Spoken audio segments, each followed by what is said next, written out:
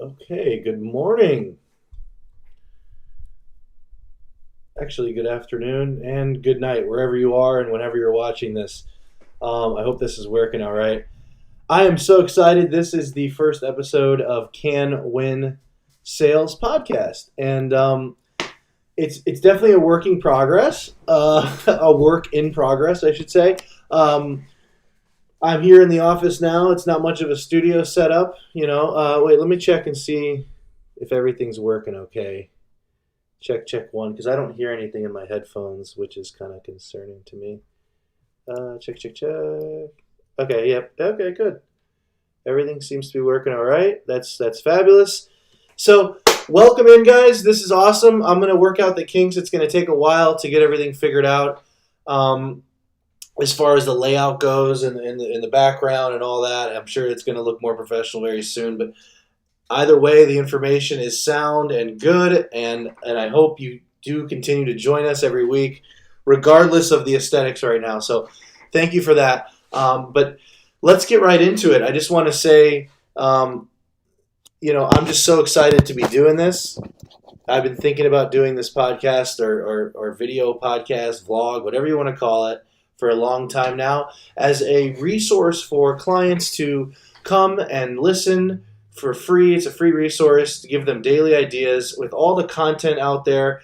I listen to like a plethora of podcasts and try to synthesize all that information down to something that's like, I guess, more bite size, more compatible, that you guys can understand, take actionable steps to increase your sales. And it's just so great. I'm just so happy to be doing this. It's something I've been wanting to do for a while. So today I really won't be giving too much advice. I'm just going to kind of explain the format of this podcast, what led me to sales, and a couple other details about sales and why I'm interested in it. So basically, I didn't know what the word sales really meant or what it was. And I'm going to give you this quick story. I'll try to make this brief. By the way, these podcasts will be around 10 to 15 minutes, maybe longer sometimes. Sometimes I might have guests. We'll see how it goes. But so my story about sales, basically in a nutshell. Okay, so I was this musician in Chicago, kind of going about promoting it and marketing it the wrong way. And that was clearly evident. But as time went on, I just felt that I needed to do this tour. So I went on this tour. This was pre-corona, obviously. This was like 2015. And I ended up in Florida, okay? And long story short, Cinderella story, met this person, fell in love with them. Wonderful woman. She's my wife now. And but basically, what happened was, in that moment, I was at an impasse and said to myself, okay, do I get a job now and stick around Florida for a little while and hang with her, or do I go pursue music some more? And I think I'm just so happy. Everything worked out great. I'm so happy I decided to stay, or I also would have never discovered this concept of sales and selling. So I figured, okay, I'm in Florida. Let me get a job. Figured it was ACs or pools. So I went the pool route, and I worked for a couple different pool companies. I remember driving this 1994 Nissan stick shift with no AC in the middle of summer, and would get this $450 check after taxes every week, and I was just thrilled. I felt like that was pretty good money, and I was excited about that, which is kind of funny looking back on that now. I mean, it's fine for someone, who's starting out. I think that could be okay money. It all depends on how you manage your money and things like that. But it's not always how much you make; it's how much you keep. But I'm sure we'll talk about all that. But nowadays, everyone's just charging you an arm and a leg for bills and fees and taxes and insurance. So it is getting tougher out there, and the minimum wage does need to go up. But that's another story for another day. So I was cleaning the pool of this man. I won't mention his name. We'll just call him Tom for the story's sake. And each week he'd come out and kind of just inspect the pool and talk to me for a minute and go back inside. So when I was doing these pools, the way I looked at it was, and this is kind of good. You might want to do this for all things that you do, because I like the quote, "How you do something is how you do everything." So I remember just treating every single pool like it was my own. I wanted every leaf out of that pool. I wanted to scrub the algae, put the chlorine, test the water, make sure it's perfect. And I did that for every single pool. This person, Tom, I guess he took notice in my attention to detail. And I was just so happy-go-lucky at that time. I was in a new relationship with someone and just so excited and sort of just, love drunk by that, I guess you can say. And just waking up every day with a big smile on my face, going to clean pools. I guess he sensed the energy and the commitment. And one day he calls me over and he opens up this big book. He goes, "Come here," and he goes, "Have you ever heard of what a fastener is?" And I said, "No, I don't know." So long story short, again, he goes, "Well, I want you," he goes, "I think I want to train you." And this is coming from somebody who has started and lost a couple businesses. Give you a little background on quote unquote Tom. Lost and started a couple businesses, been in sales his whole life, and was living in Fort Lauderdale and decided to move up, start his own fastener company, supply company. Okay, this was a supply company. So he goes, "You can always clean pools." That's what he told me. And I remember that quote. I went home and I was just rolling around in bed thinking, man, I can always just work as a W-2 for a pool company and just clean the pools. But it wasn't enough, right? Something had to change. So the next time I ended up at Tom's house, sorry, who knows? Tom, Dick, and Harry. Who knows what his name is, right? You'll never know. But I said, "Sure, let's try it out." And we had a start date when I would visit him at his workshop, and we would get started on it. So here I was, 26 years old, okay, meeting this person I never met, okay, abandoning a pool job that paid me $500 a week. He goes, I'm gonna match your salary. I'm gonna make sure you get even more. $1,900 base pay, I think what it was. $2,000 after taxes. It was like 19 and some change. Go from not knowing what sales and fasteners even meant to, we go to this car dealership like the second day. He buys a brand new Nissan. It's funny, actually, in the dealership, he spun this thing and it landed on the $2,000 that he won for free, which is pretty exciting. But so I get in this Nissan and I'm driving down to downtown Orlando, to go to Disney to sell fasteners to clients, who have been purchasing from the same people like for years. And it definitely was baptism by fire. Obviously he let me go. I was way in over my head, but what was great about that opportunity was he definitely, and I told him this, I said, "You taught a man to fish." So essentially, it's like that old biblical adage, you don't give a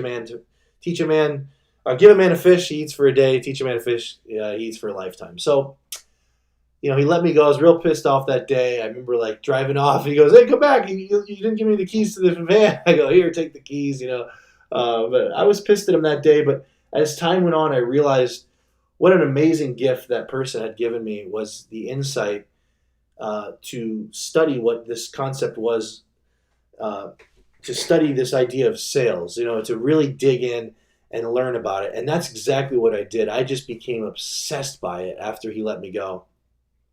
I listened to every podcast I could. I wanted to know who the top salespeople in the world were. I would watch CEOs, and I still do to this very day. I'm just totally enamored by it and love it. And part of the reason why I'm talking to you today on this podcast. So it's just something I'm definitely passionate about, to the point where I want to pursue a podcast, and I want to pursue, this company. And I feel like I have enough value now after everything I've learned to help. And it is a service. I want to bring the service of helping people out and really solve that quagmire of whatever it is for them that's blocking them from more clients, closing more deals, stalled deals.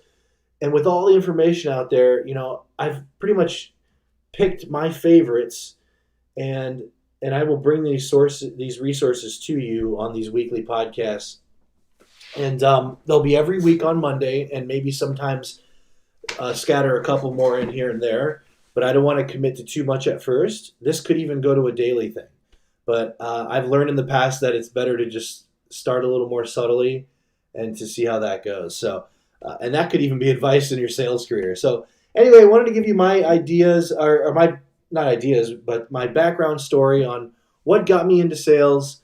And I just kind of fell in love with it. And oh, yeah, I guess where the story leads to is I met up with an old friend from high school, and now I'm selling commercial maintenance for him. And actually speaking with another friend who develops software, which it's been kind of touch and go. That's a little bit more of a tricky sell. I'm still learning more about that. But I think at 30 years old, I've definitely come a long way. And I'm just thrilled. I'm thrilled to be talking about it with you today. And thank you again for watching this. Again, I will be back every Monday or sometimes more. So make sure to save or whatever it is, subscribe. I don't have to tell you that. If you're interested in it, I'm sure you will either way. So again, thank you so much. This is the very first video podcast or blog or vlog of Can Win Sales. It's a podcast. It's just a video podcast, so we'll call it a podcast. So very first episode of Can Win Sales. Very exciting. I'm sure it's seems kind of sloppy. I guess it is. I'm not 100% sure on how all this works. I don't have intro music. I don't have a cute green screen background. I don't have a giant library of books yet. But I do have sound ideas that will help you garner more clients and close more business. So on that note, thank you again for joining me. I can't wait to get into more ideas of selling, really, and that's why we're here to learn, right? So see you next Monday. Have a great week. Have a profitable week. I guess I can leave you with one idea this week. Let's say, okay, how about this? So your funnel, basically where all your business goes into, it's very big at the top of the funnel, and it gets smaller and smaller as it goes down. And then at the bottom are the closed deals that are shooting out the bottom. So a deal starts at the top and swirls its way down, and basically you're creating this process for them. Whatever's inside of that funnel is your process. So, and I can't wait to talk about that. But my tip for you this week, and I'm sure some of you are very well aware of what funnels are, or pipelines, is to clean it out and to eliminate anything that you know is not going to close. Call them and tell them. I'm at a place now where I feel I get a sense that this isn't urgent for you, or you're moved on from this, and I'm going to move on too, unless there's any other ideas or questions that you want to discuss. So clean out your pipeline, clean out your funnel, and focus in on the top 5 to 10 people actually buying from you, and do some prospecting to get more, to get better prospects into your funnel. So that's my advice this week, is to check yourself, be real with yourself, and tell yourself, look, does this person really care about this? Either call them and help them understand how you can help them. And if they're not interested, just cut ties right now. You can always go back and reach out to them later. But have that sense of detachment where you're detached from the outcome, whether or not you get the sale or not. So I hope that helps. And I hope to see you next week. Thank you again for joining me. This is Gregory with Can Win Sales Podcast. Have a great week.